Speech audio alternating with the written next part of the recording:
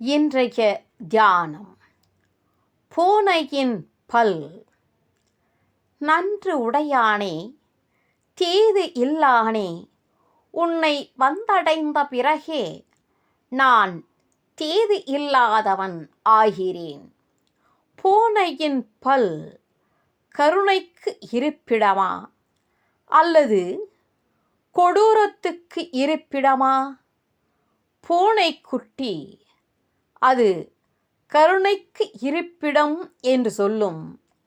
ஆனால் எலியோ அது கொடூரத்துக்கு இருப்பிடம் என இயம்பும்.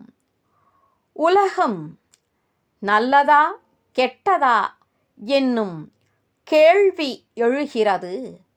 கடவுள்மயமாய் அதை காண்பவனுக்கு அது நல்லது, மற்றவனுக்கு அது கெட்டது. எண்ணமும் தான் நின்னை விட இல்லை என்றால் யான் முனமே பண்ண வினை ஏது பகராய் பராபரமே.